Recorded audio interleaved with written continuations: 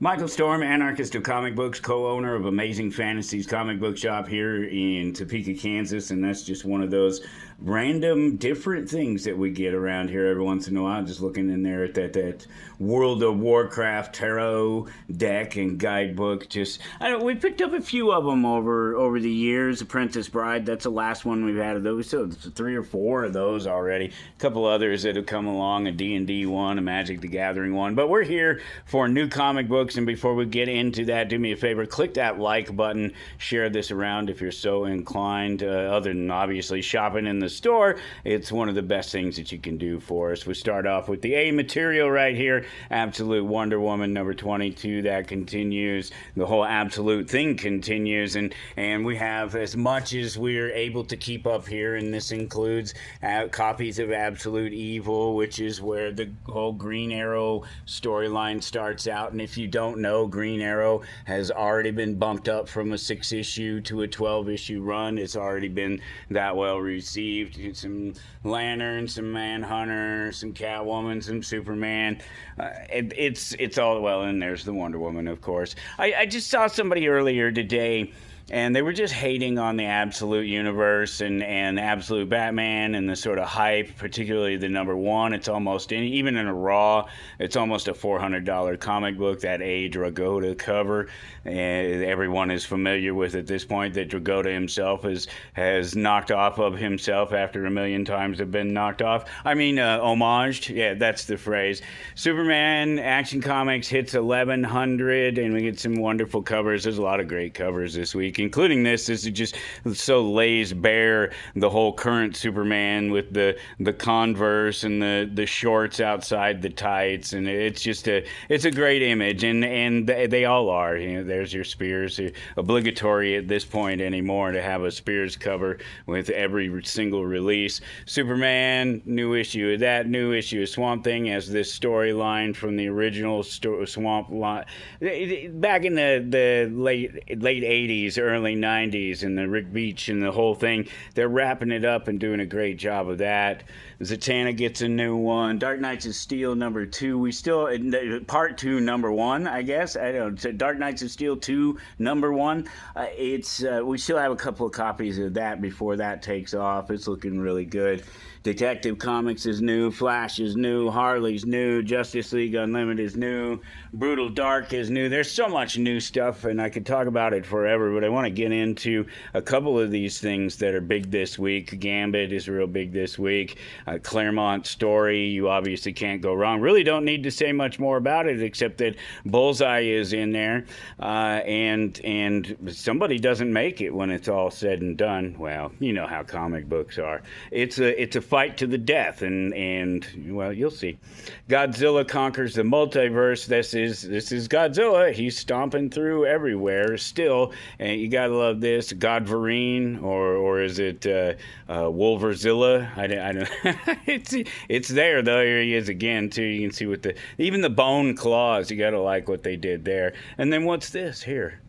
Other Godzilla, and other Godzilla. Mechagodzilla and Mecha Fin Fang Foom. Yeah, Dr. Doom. It's quite the story. Marvel Zero, another Zero issue. I didn't get into it yet, so I can't tell you about it. Sorry on that one. Wolverine is up to 24 and running strong, and there's a couple of these covers this week that are really cool. This is flashback 80s sort of hot pink era, and just a couple of them. There's that one. There was one other. I think it didn't make it to the shelf though. There was only one copy and went in somebody's pull. With this Rogue is real great too. She's got the spandex on there. This is as crossover between 70s and 80s as you can get right there. And here's the other big one for Marvel this week. Everything's big every week, but this one people have been waiting for. Fun little storyline here, a little murder, a big murder, something that could have some serious ramifications throughout the rest of the Marvel universe in some ways, for sure. And who did it? Who did it? We don't know. Do we know? I don't. You have to read the book. Still a couple of issues of Punisher versus Spider-Man, JLA Avengers. It's not versus. JLA Avengers, number 3 of 4. This is the facsimiles, but then we randomly happened to come across having this. This is beautiful right here. This is the number 2 of the original series that this is a facsimile of, with the shiny and with the Alex Ross cover, but 9.8. Really, that's the magic number, right? What else do we have over here? Tons of independent stuff. It's just all over. I really even went through and kind of redid the whole independent shelf today just to make sure that everything is out here. All this stuff is 1s and 2s. It's really easy to get into. We still have some Dungeon Crawler Carl left there. Brand new Pooh Bear stories. Lipstick Click. They're gonna get in trouble. They're going up against the big guys. Kaiju and Cowboys, haven't read it yet. Dread the Hall, great. Just a number of different stories, but with a wonderful theme. And if you see what this is a badge, and this is, your sort of, you have your image and your support, and you get your pins and things that you might collect at, say, a convention. And so, yeah, all the stories in here are about convention, sort of nightmarish convention experiences. Brand new Dungeons and Dragons story. It's a monster party, and by that I mean this is a party of monsters. And you see, you have your sort of skeletal knight, you have your mind flayer here, and God, what do they call those guys? Beholder, yeah, that guy.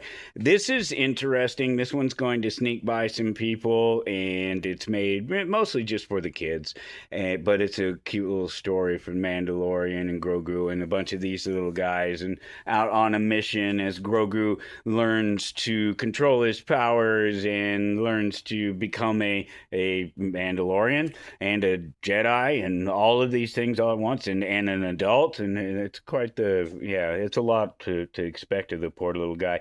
Sicko, brand new, number 1, good story. Think of a sort of a patient zero kind of thing. They got to get to her and figure out what's wrong with her, get her locked down, figure out what's going on before she spreads it around. Terminal, that's a big one everybody's been waiting for, but if you don't already know what it's about, then I don't know what to tell you, because they've already done previews. We've already had a couple of number 1s, early ash cans, something like that, run through here that had some real interest to them. This is a big story. There's a lot going on here, and it's going to take some building, I think. But it could be that next big Kirkman world. You know what happened the last time?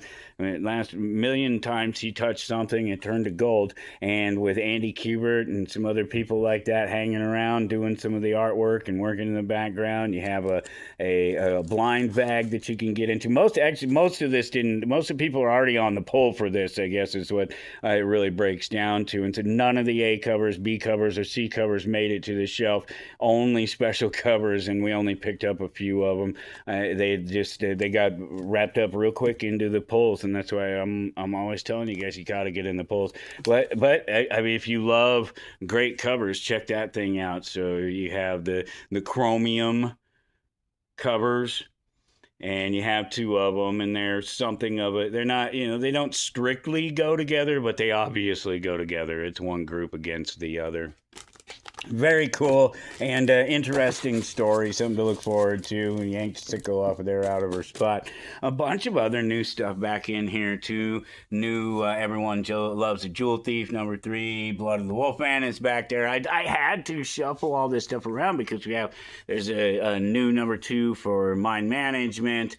The little Archie, this facsimile is brand new. A couple of great covers to go with it as well, including the Bob Bowling cover, and Bob inducted into the Eisner Hall of Fame this year, which those awards were not too long ago here. But just some great covers, some great throwback Archie stuff that we always tend to pick up, because there are a few people around that still just love those.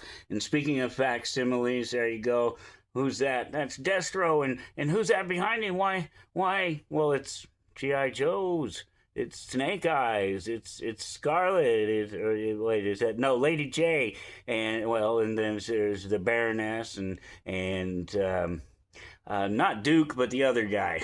I can't remember every single one of these guys' names. That's Roadblock. Uh, I'm pretty sure that's Roadblock. I could be wrong. But you can see I kind of laid things out just a little bit differently, try to get a little more access. Some of the recent stuff is right over here, right next to the very current stuff, and there's sort of very recent things, even maybe a few things that otherwise aren't going to the shelf, just because there's not a lot of room for them. And there's the pull prize for the month. If you're on a poll, you could win that.